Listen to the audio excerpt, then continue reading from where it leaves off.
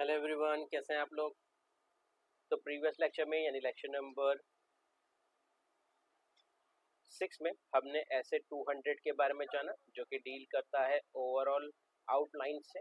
आज के इस लेक्चर में यानी लेक्चर नंबर 7 में हम MCom semester 3 Mumbai university as पर NAP 2020 हम सीखने जा रहे हैं एडवांस ऑडिटिंग के यूनिट 2 से audit working papers meaning scope and role of audit working papers in audit सीखने जा रहे हैं, यानी यूनिट 2 से ही हम ये टॉपिक कंटिन्यू कर रहे हैं। तो चलिए सबसे पहले जानते हैं ऑडिट वर्किंग पेपर होते क्या हैं। Introduction, what are audit working papers. तो ऑडिट वर्किंग पेपर्स क्या होते हैं? Documents prepared by auditors during the course of audit. अभी तक हमने सोचा था कि भाई एक ऑडिटर को डॉक्यूमेंट चाहिए होते हैं, तो वो डॉक्यूमेंट्स होते क्या? वो ऑडिट, तो पहला डॉक्यूमेंट जो उसमें रिक्वायर्ड है वो है audit working papers. Record the evidence gathered, procedure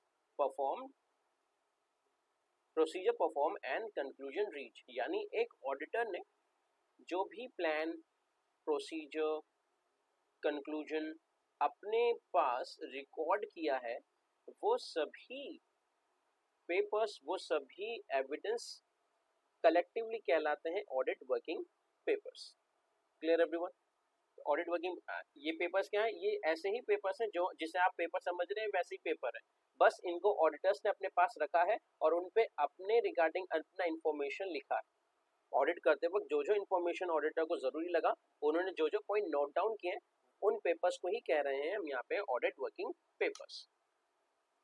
relevance in auditing, अभी ऑडिटिंग करते वक्त ऑब्वियसली अगर हम और आप कोई बड़े प्रोजेक्ट को अगर सिर्फ और सिर्फ वॉच करें, देखें, तो आपको बहुत सारी चीजें उसमें नोट डाउन करने वाली लगेगी कि प्रोसेस ए क्या होता है, प्रोसेस बी क्या होता है, फर्स्ट प्रोसेस, सेकंड प्रोसेस। इसी तरीके से ऑडिटर को ऑडिट करते वक्त बहुत सारी चीजों को रिकॉर्ड करना पड़ता है। अब ऑडिटर जो चीजों को रिकॉर्ड कर रहा है, जिन चीजों पे कर रहा है, जिन चीज पे कर रहा है, जिस पेपर पे कर रहा है, वही कहला रहे हैं audit working papers. Foundation of all for audit conclusion. Obviously अब जितना अच्छा वर्किंग पेपर होगा उतना ही अच्छा ऑडिटर एक कंक्लूजन, एक अच्छी रिपोर्ट सबमिट कर सकता है।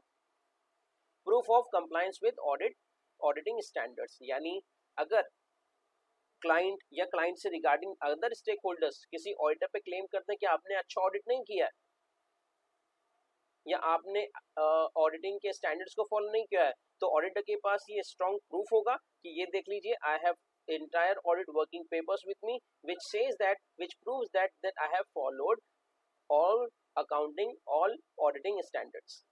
Clear? तो ये है ऑडिटिंग में वर्किंग पेपर्स का meaning. Now purpose of audit working papers, हम क्यों बना रहे हैं ऑडिटिंग वर्किंग पेपर्स? सबसे पहले provide a basis for planning and performing the audit. Obviously किसी भी काम को करने से पहले हमें प्लान करना होता है, उसी तरीके से ऑडिटिंग को कंप्लीट करने से पहले, स्टार्ट करने से पहले हमें प्लान बनाना होगा, और वो प्लान कहाँ बन रहे होंगे? ऑब्वियसली पेपर पे बन रहे होंगे, वर्किंग पेपर पे बन रहे होंगे। Support for the auditors opinion, और साथ ही साथ ऑडिटर्स ने जिन चीजों को नोट डाउन किया है, लास्ट में रिपोर्ट लिखने वक्त, रिपोर्ट बनाते वक्त ऑडिटर को हो सकता है कुछ चीजें जो है वो स्लिप आउट हो जाए, ध्यान से उतर जाए, तो ऑब्वियसली जब ऑडिटर ने उसको नोट डाउन किया, वर्किंग पेपर्स पे लिखा है, तो ऑडिटर अपनी ऑडिट रिपोर्ट बनाते वक्त उन सभी वर्किंग पेपर्स को रिफर करेगा, और साथ ही साथ तो इस रेफरेंस के बाद ऑडिटर की एक रिपोर्ट जो है वो अच्छी रिपोर्ट बनेगी। Serve as evidence in case of disputes और लीगल प्रोसीडिंग्स। हो सकता है ऑडिटर ने किसी डिपार्टमेंट को या किसी इंडिविजुअल को फ्रॉड कंसीडर किया हो, उसको फ्रॉड रिकॉर्ड किया हो कि भाई ये ट्रांजैक्शन इस पर्टिकुलर पर्सन ने या इस पर्टिकुलर डिपार्टमेंट ने फ्रॉड हुआ है, ठीक है, तो अब ऑडिटर के पास ये लीगल प्रूफ होगा, ये रहा मेरे पास वर्किंग पेपर्स, ये अमाउंट ऐसा आना चाहिए था, इतना आना चाहिए था, लेकिन ये इतना आ रहा है, और इस तरीके का अमाउंट होना चाहिए था लेकिन इस तरीके का अमाउंट दिख रहा। Then this working paper will be used as a audit evidence in the case of legal proceeding or in the case in front of judge or in front of other stakeholders. Aid in supervision and review by the senior auditor. Obviously एक auditor जब ये working papers draw कर रहा है, maintain कर रहा है, बना रहा है, तो अब साथ ही साथ सीनियर ऑडिटर भी इस काम को कंसीडर कर सकता है। क्यों? रिव्यू कर सकता है। क्यों? ताकि ऑडिटर को स्टार्टिंग से कुछ सीनियर ऑडिटर को कुछ स्टार्टिंग से कोई काम नहीं करना होगा, जो उनके असिस्टेंट ने काम किया होगा बस उसी के आगे वो कंटिन्यू कर सकते हैं। क्यों? क्योंकि भाई स्टार्टिंग के जो भी वर्किंग नोट्स थे, वर्किंग पैराग्राफ थे, जो चीज़ें नोट डाउन करनी थी, इंपॉर्टेंट चीज़ें, वो जूनियर ने वर्किंग पेपर्स में ऑलरेडी रिकॉर्ड कर दी हैं। तो बस ऑडिटर को क्या चेक करना होगा, सीनियर ऑडिटर को भैया क्या चेक करना होगा कि जो ट्रांजेक्शन रिकॉर्ड होने चाहिए थे बस वो हुए क्या नहीं हुए।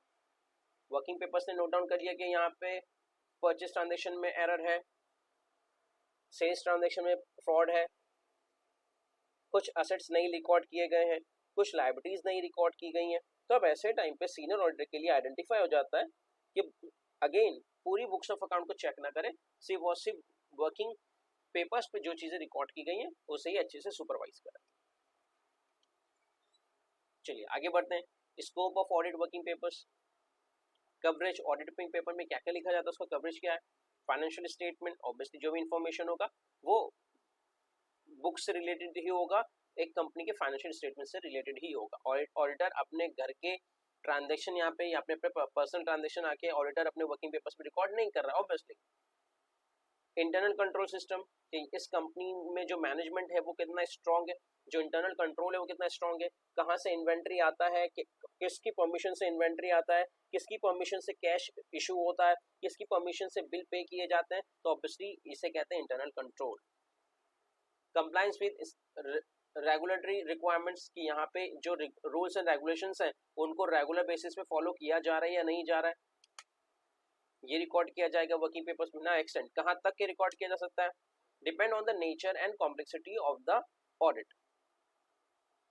आपकी ऑब्वियसली छोटी कंपनी होगी तो कम ऑडिट वर्किंग पेपर्स लगेंगे, बड़ी कंपनी है, ज्यादा ट्रांजेक्शन है तो ज्यादा वर्किंग ऑडिट पेपर्स लगेंगे। Includes checklist, summaries and detail record. Obviously auditor checklist बना सकता है, अभी डिपेंड करता है ऑब्वियसली जो वर्किंग पेपर्स है it is a property of auditor. हमने आपको प्रीवियस लेक्चर में सिखाया था कि ये जो वर्किंग पेपर्स होते हैं, डॉक्यूमेंट होते हैं, वो एक पर्टिकुलर ऑडिटर की वर्किंग जो है प्रॉपर्टी बन जाती है। इसी तरीके से उस वर्किंग पेपर्स में ऑडिटर चाहे तो चेकलिस्ट के हिसाब से काम करे कि भाई परचेस ट्रांजेक्शन चेक हो गए डन, सेल्स ट्रांजेक्शन चेक हो गए डन, असेट्स चेक हो गए डन, असेट्स में टेंजिबल असेट चेक हो गए डन, असेट्स में इंटेंजिबल असेट चेक हो गए डन। इस तरीके से वो चेकलिस्ट बना सकता है। या समरीज, उसको लग रहा है कि भाई एक ट्रांजेक्शन के ऊपर से 2 लाइन 3 लाइन लिखना है तो वो ऐसे भी वर्किंग पेपर्स में रिकॉर्ड कर सकता है। After all audit working paper जो है वो एक ऑडिटर की ही प्रॉपर्टी होती है। आगे बढ़ते हैं। Next key component of audit working papers. Working papers में क्या क्या चीजें, सबसे पहले audit plan and program record किया जाएगा। Then risk assessment and materiality analysis. Materiality analysis का मतलब होता है कौन सी चीजें, कौन से ट्रांजेक्शन, कौन सी इंफॉर्मेशन कंपनी के लिए यूजफुल है, कंपनी के लिए इफेक्टिव है, कंपनी के लिए जो है वो जरूरी ट्रांजेक्शन है, उन चीजों को रिकॉर्ड किया जाएगा। Then trial balance and adjusting entries, यानी ट्रायल बैलेंस में जितने एंट्री की गई है वो, और उसमें अगर कोई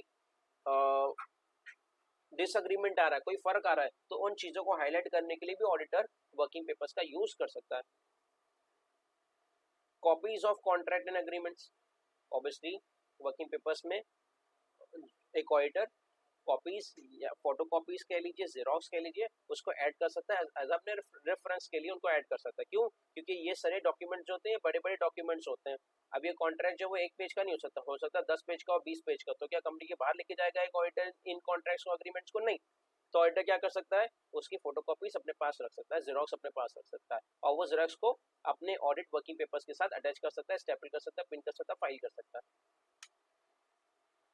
documentation of internal control evaluation, यानी हमने देखा यहाँ पे कितना डिसिप्लिन मेंटेन किया जाता है। परचेस ट्रांजैक्शन को 2 दिन के बाद रिकॉर्ड किया जा रहा है। एक अकाउंटेंट का रिपोर्टिंग टाइम 10 बजे का वो 12 बजे आ रहा है। सैलरी जो है वो हर महीने की 5 तारीख को इशू होती है लेकिन वो 12 तारीख को इशू हो रही है। तो अब ऐसे ट्रांजैक्शन को जब हम देख रहे हैं, इस तरीके से हम होते हुए उस कंपनी में देख रहे हैं, तो इससे मतलब हमें पता चल गया कि यहाँ पे इंटरनल कंट्रोल जो है वो स्ट्रॉन्ग नहीं है। और इसी के रिगार्डिंग हम अपने कुछ डॉक्यूमेंट बनाएंगे, चाहे वो लेट सैलरी का हो या फिर आउटस्टैंडिंग बिल्स का हो, इनका एक प्रूफ अपने डॉक्यूमेंट में ऐड कर लेंगे। करस्पॉन्डेंस विद क्लाइंट्स, यानी जितने भी कम्युनिकेशन हुए, जितने भी लेटर्स हुए, ऑफिशियल लेटर्स जो गए हैं क्लाइंट्स को, उसका भी फोटोकॉपीज, उसका भी जेरोक्स, या कह लीजिए डायरेक्टली वो ही ओरिजिनल भी एक ऑडिटर अपने वर्किंग पेपर्स में रख सकता है। Now role of audit working papers, क्यों इंपॉर्टेंट है वर्किंग पेपर्स? एज एविडेंस काम आता है। Demonstrate compliance with the auditing standard, सबसे पहले ऑडिटर के पास प्रूफ होता है कि उसने सभी स्टैंडर्ड और ऑडिटिंग को फॉलो करते हुए ही कंपनी को ऑडिट किया है। सपोर्ट फॉर ऑडिट फाइंडिंग, यानी एक ऑडिटर के लिए आसान हो जाता है कंक्लूजन तक पहुंचना, रिपोर्ट फ्रेम करना। कम्युनिकेशन, किस तरीके से ऑडिट वर्किंग पेपर्स क्या कम्युनिकेट करते हैं।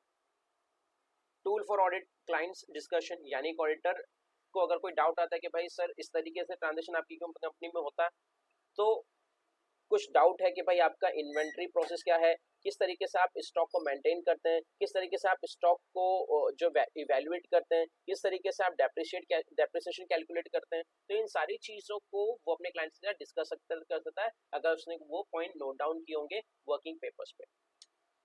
Then we have reference for the future audit, अगर लेट्स से 2013-14 का जो ऑडिट है वो एक ऑडिटर ए ने कंडक्ट किया, लेकिन 15-16 या नेक्स्ट फाइनेंशियल ईयर में कोई दूसरा ऑडिटर आके उसको कंडक्ट कर रहा है, तो उसके लिए एज अ रेफरेंस काम आता है। और दूसरा ऑडिटर ना भी हो तो सेम ऑडिटर को भी एज अ रेफरेंस वो सेम वर्किंग पेपर जो है वो हेल्प करता है। ट्रेनिंग एंड सुपरविजन, और अच्छे वर्किंग पेपर से एक ऑडिटर को एक सीनियर ऑडिटर जूनियर ऑडिटर को सारी चीजें सिखा भी सकता है और उनको सुपरवाइज भी कर सकता है। Guidance for the junior auditors, junior auditor को इससे बहुत सारी चीजें सीखने के लिए मिलती है। And bases for performance review, कब किसने कितना अच्छा किया है, कौन सा डिपार्टमेंट अच्छा परफॉर्म कर रहा है और कौन सा डिपार्टमेंट अच्छा परफॉर्म नहीं कर रहा है, ये सारी चीजें पता चलती हैं हमें ऑडिट वर्किंग पेपर्स प्रिपेयर करने के बाद।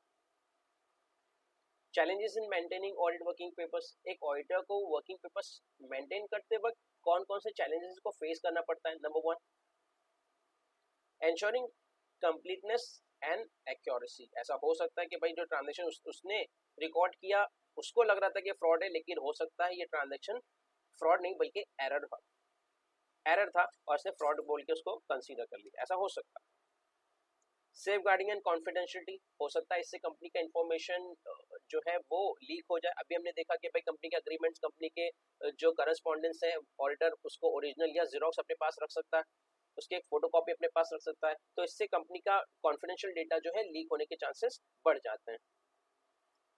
Managing extensive documentation in complex audit, obviously पहले से ही एक ऑडिटर के ऊपर इतना ज्यादा प्रेशर होता है, अब उसे अलग से ऑडिट फाइल भी मेंटेन करनी है, वर्किंग पेपर्स भी करनी है। ऐसे नहीं कि यही एक फाइल है, ऑडिटर के पास और भी बहुत सारे डॉक्यूमेंट्स और भी बहुत सारी फाइल्स हैं और ये फाइल एक और एक्स्ट्रा उसके बर्डन में ऐड हो जाती है, तो ये चैलेंजेस है एक ऑडिटर का ऑडिट करते वक्त। Then adapting to digital audit tool and technologies, अब ऑब्वियसली ये तो सिर्फ ऑडिटर नहीं बल्कि सभी का ये चैलेंज है कि भाई ये जो टूल था अब रियल में जो होता है ऑडिट वर्किंग पेपर्स ऐसे नहीं होते जैसा हमने आपको सिखाया कि एक फाइल नहीं होती, अब इससे ऑडिटिंग टूल अवेलेबल है मार्केट में और एक सीनियर ऑडिटर्स आज के टाइम पे इसी तरीके से ऑडिट को पसंद करते हैं, लेकिन क्योंकि वो टेक्नोलॉजी से भी नहीं होते हैं तो वो उसी आउटडेटेड तरीके से वही फाइल A4 साइज की फाइल को कैरी करते हैं और उसको कैरी करते वक्त बहुत सारे ट्रांजेक्शन आगे पीछे हो सकते हैं, बहुत सारे पेपर्स ऊपर नीचे